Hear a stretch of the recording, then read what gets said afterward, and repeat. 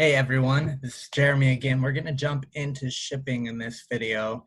And, this doesn't sound super exciting, but a couple of the things I'm going to go over are going to help you guys to make sure you're staying profitable.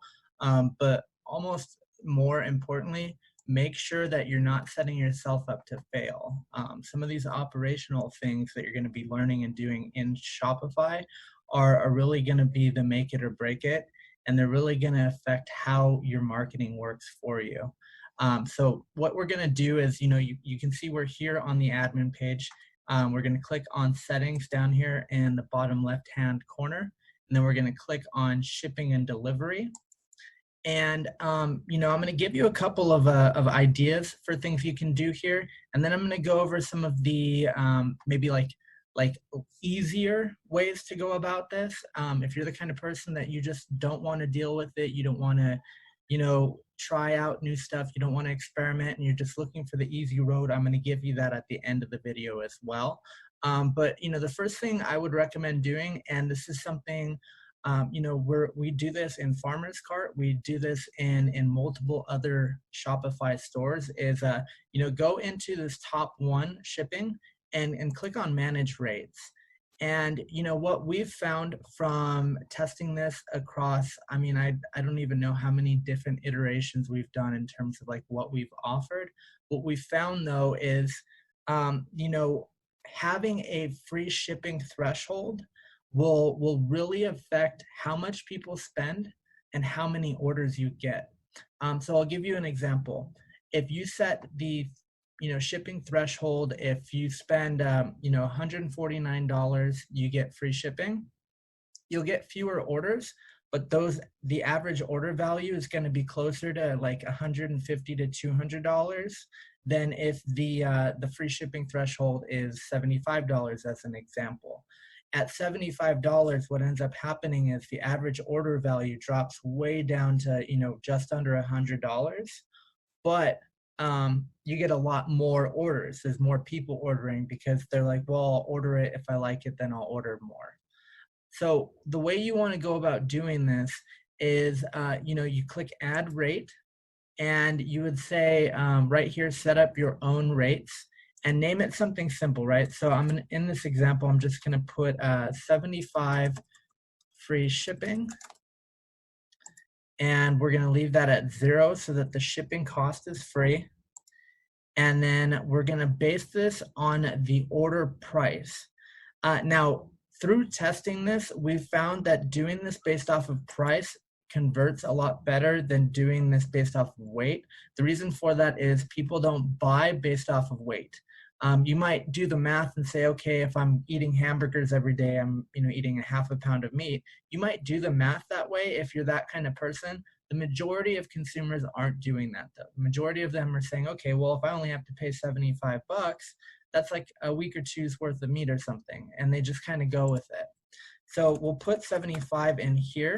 We're not going to put a limit. And once we click done, it's in there and it's available.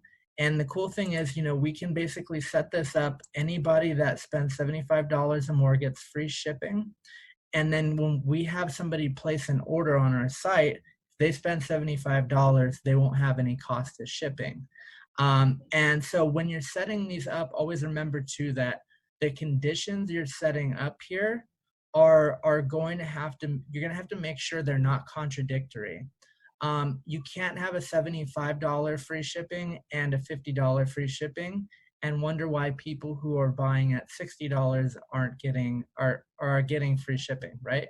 That's pretty simple, but the thing is, you want to make sure that you're setting this up that it's converting, and you want to test this, right? So if your products are in the $20 to $30 price range, you might want to shoot for something closer to $99 get free shipping, $149, even like $199 get free shipping, depending on how much each product is and how much people typically buy, right? So as an example, let's say you have an auto parts store and the average product is like $50, but people don't typically buy 5 of them, right? They typically will buy 1, 2, or 3. then, you might want to shoot for like $99 free shipping. That way they buy 2 items over $100, and then you're, covering the cost of the shipping, but still staying profitable. But if you're running something like a toy store, you're going to be selling products at a lower price point, and typically you're not going to be selling as many at a time either, right? People don't usually buy 30 board games all at once, unless they're only $1 a piece, and that's all they spend their free time doing, right? Usually it's, a couple. So you want to be very, very conscious of, what it is people are actually spending in your business. And then you want to make sure that, you're testing this out. Run it for a week. Okay, we got this many orders. What does it look like? Are we making money, or are we breaking even, or are we losing money? And then try something else and just kind of work with it. A lot of the yes or no when it comes to making a sale in Shopify, if you're offering, this kind of shipping, is going to be based off of whether or not it's appealing to the customer. So you can do this way. This is what I would definitely recommend. I've seen how this has played out in multiple businesses. If you look at some of the biggest businesses in the world, they basically say, hey, if you spend X amount of dollars with us every year, we'll pay for your shipping on everything. Amazon's a great example of that. There's multiple businesses that do that. Spend this much money, get this shipping for free. Now, a big part of what you're going to want to, be aware of is, what are you actually going to be paying for shipping? So one of the cool things about Shopify is you can actually find out what your shipping rates are going to be for different carriers. So, back here on the shipping and delivery page, you would basically scroll down, and as you can see here, it says Shopify shipping. Now, this is an option that Shopify, they've partnered with these carriers to offer this for anyone that uses their platform. Now, what we're going to do is we're going to check our rates. But before we jump over there, I just want to let you know one thing. So if you see down here the label formats, you can print test labels here. You want to be aware of this when you're going to actually print labels, or whoever on your team is doing this, that they're printing the right labels, because especially with like UPS as an example, they have specific dimensions based off of the box size or the package size. So, you click check your rates, and this is actually going to bring us to this page where we can compare rates. So as an example, I have my address in Shopify as Kansas, and this is shipped to New York. I can change this to any of these 3 locations, and it'll spit the rates out for me, so I can see, okay, it's $9.99 with USPS, $33.64 with DHL, $9.05 with UPS. Now, the good news is, once you've been shipping for a while, you're doing a lot of volume, you're really making a lot of sales and sending out a lot of packages, you have some negotiating power that you can then approach these companies and, get discounted shipping rates. There's actually a whole industry of people out there that literally broker, discounted shipping rates with major carriers like UPS, DHL, and FedEx. So when you're looking through this, one thing to be aware of, and this is a real quick overview that Shopify actually gives to you. You pay for the label, you print it. Now, if you're shipping from within the United States, you would have whoever's in your warehouse printing these out. And one caution I would say is, if you're working with a warehouse that is a third-party warehouse, you want to make sure that if you're giving them access to Shopify Ship, that you're giving them only access to be able to print labels. You don't want them to have full admin access. You want them to only just be working in this space alone, only dealing with the shipping aspect. But essentially, you would just pay for it, print it. They'll print it out and throw it on the box, and you're basically good to go, right? And they've basically worked a deal out that this is kind of just like really easy and simple. The downside of going this route is it is probably going to end up being expensive 99 out of 100 times. There's going to be that one weird use case that it's actually cheaper, almost every time it's going to be more expensive, but it's a lot more convenient, right? So that's what you're paying for when you use Shopify shipping, as opposed to doing your own shipping and then figuring out how you can make that more profitable. Now I'm going to go back really quick to the shipping and delivery page, because there's a couple ones that are on here that we skipped over. If you want to run an e-com store and sell more like out of a retail shop, you kind of want to just get set up online or set somebody that's got retail up online. You want to look at and really consider using some of the stuff like local delivery. This is really going to work a lot better for those retail kind of brick and mortar businesses to sell online, because it's a lot cheaper to ship this way than it is if you're going to ship maybe through UPS, DHL, FedEx.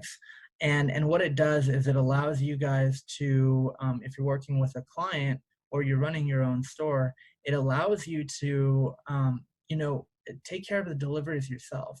Maybe you pay, a high school kid, that's his job part-time. He just takes the deliveries out once a day, and you're paying a lot less money to have him do all of the deliveries than to have, one of these major carriers do this and then having to pay for somebody to go right down the street. Same thing with local pickup. That allows the customers to come to the store to pick it up. It's a great option if you have one of those brick and mortar situations as well. Now, there's one thing to be aware of, and it's one thing that I recommend everybody do research on when you're shipping packages. And I'll just kind of reiterate this from the beginning. I touched on it a little bit. This is really going to be one of the biggest costs you have in your business is shipping. Shipping and packaging are really going to be the most challenging thing you have to work on in order to try and reduce costs on. When it comes to the cost of goods, it's not really going to be that hard. Vendors like to negotiate when it comes to volume. When it comes to shipping, it's a lot harder. So one thing you want to make sure that you do your research on is understanding the difference between like the actual weight and the volumetric weight. Now, let's say you have a 25-pound box and it's a 12-inch cube, right? It's 12 inches high, 12 inches wide, and 12 inches deep. If that box is 25 pounds and then you have a 16-inch cube that's also 25 pounds, the 16-inch is significantly more expensive to ship, even though they weigh the same, and it's because of the volumetric weight. You can fit less 16-inch boxes on an airplane and in a truck than you can 12-inch. And understanding how that works before deciding on what kinds of packages you're going to use is going to save you not just a lot of time and energy, it's going to save you a lot of money. And it's going to put your business in a position that, maybe you're only saving $2, $3, $4, $5, $10 per order. But when you're doing 200 orders a day plus, that's a huge amount of money over the course of the year that you're not spending for something that doesn't improve the customer experience and doesn't make your business any better. So make sure that you're researching that. It's not really hard. Once you kind of have an idea, it's really simple once you kind of get the picture of it all. But take some time to research that and understand how volumetric weight and affects, shipping costs. Because then what you can do is come into your packages and you can set up shipping based off of your packages. Now, this is really great for businesses that are subscription based. So if you have two box sizes, as an example, you have a small box and a large box that customers receive on a monthly basis, okay, we can go ahead, add these two sizes in here, and then charge for shipping based off of the sizes so that we're not paying ourselves. We don't have to pay as a business for that shipping. The customer's taking care of it, or we can bake it into our costs. We can make sure that that cost is already associated with whatever the total is the customer pays, and then we're just telling them to get free shipping. Now, if your profit margins are good enough, if you're at 50 to 60% profit margins on your products, you can actually bake that into the cost and you still stay in that 20 to 30% range or higher. and your customers are happier about it too, because nobody likes to see 3, 4, 5 different charges when they want to buy something. They just want to see one number, and then they want to feel like you're going the extra mile. So when it comes to the packages, if you're working with a subscription-based business or you're building a subscription-based business, this can be a huge advantage for you to know, okay, we're going to ship 10-inch cubes and 12-inch cubes, and we're going to charge based off of those sizes for those customers. Beyond that, there's little things here and there. The cool thing is Shopify is really well built, and it's set up that you can very easily integrate with other platforms. So as an example, there's a software out there called ShipStation, ShipHero, and these will actually allow you to, when somebody places an order, have it sent to this other software where then your warehouse, your third-party logistics company can actually fulfill those orders for the customers. So once the order's done, it's all taken care of automatically. And that's where you would come to do stuff like this in the accounts and integrations.